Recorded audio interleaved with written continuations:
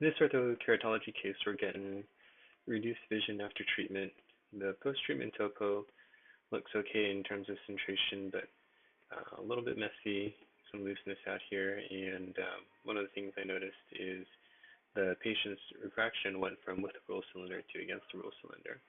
So we pull up the lens.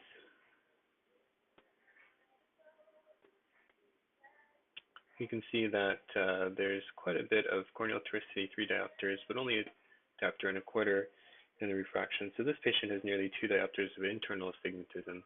And if we wipe out what's on the cornea, then that will all show through. And so that explains the switch from with the rule to against the rule. So basically what we want to do is we want to mold this cornea, but we don't really want to sphericalize it. We still want to leave it with a fair amount of toricity, because if we move it all, then the internal astigmatism will show up. The other thing I noticed is that there's an area of steepening down here. So if we look at the baseline topography, we're actually missing data there. So this, I think, is artifact, and I'm guessing this is a younger patient, hard to get topos on. But artifact below, above, and then this flat area over here, I think is artifact too. So really the best part of the topography we have is that this is the right eye, the temporal and the superior temporal quadrant. So what I recommend doing is switching to a GSYM lens, which is not going to fit as tight, and we would use this area kind of as our benchmark in terms of aligning with the cornea.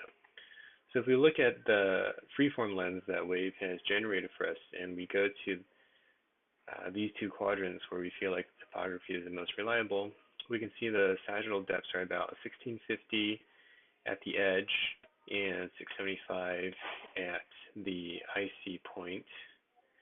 We go here, still about 1650, 678, so 675 to 680 or so. So I would use those as a benchmark. We'll design a new lens in GSYM mode. So I don't know for sure what initial parameters you use, but you can use the same parameters, but just go to the GSYM instead of the freeform and go ahead and create a new lens. So this would be approximately what you'll get. And what we know is in this meridian here, we want approximately a sagittal depth of about 680 here at the blue dot and 1650 at the pink. So you can see what we've got right now. We're actually pretty close at the blue. So just bump this a couple times.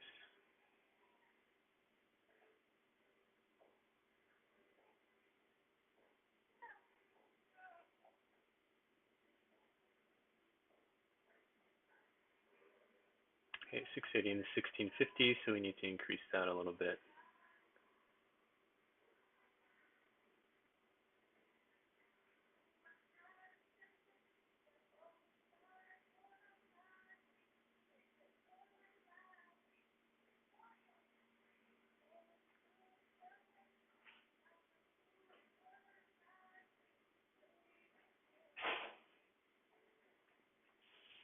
Okay, so that'll take care of the horizontal meridian. Vertically, I would recommend setting the blue to the same 680. We're a little bit too high now. We're going to go into 25% mode.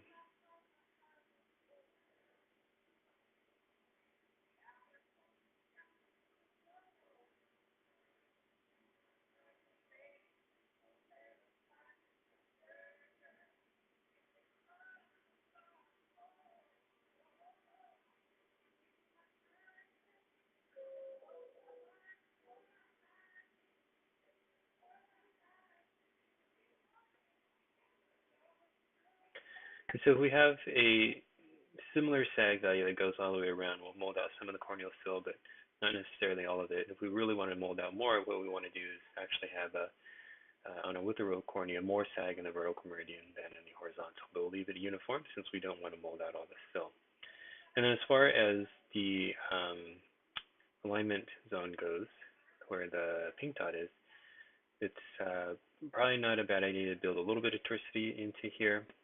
That will help orient the lens a little bit better, and there's a lot of corneal toricity here, so a difference of 40 to 50 I think is reasonable. So if we're 1650 out here, then let's make this 1700, and right now we're 1692, so actually not too far away.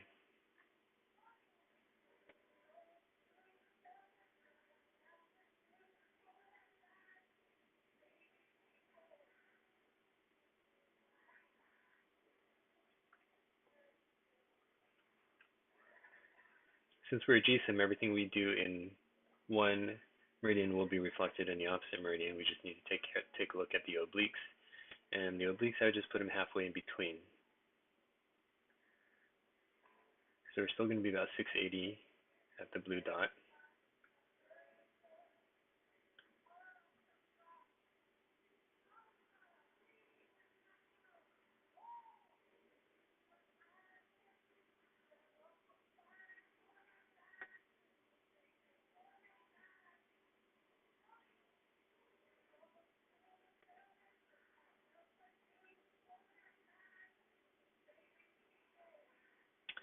And then we'll be at 1625 for the pink.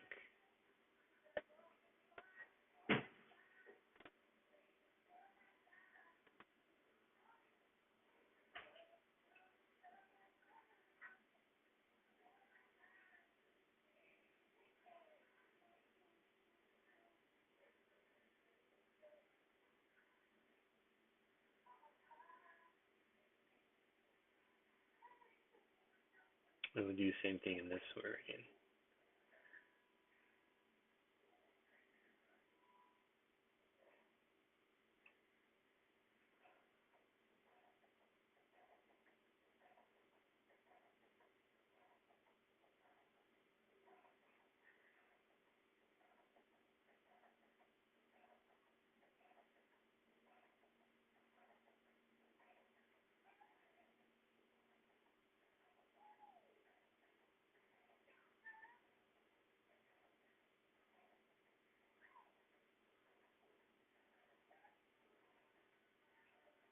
Okay, so essentially what we've done is we've created a custom GSYM lens, and it looks fairly ridiculous in the graphs here, but this is assuming that the representation of the cornea that we have in the window here isn't really true to life, that the cornea actually looks a little bit different, but it came out this way because of the way the software interpreted some of this data out here.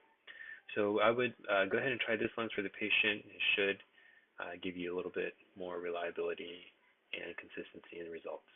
Best of luck.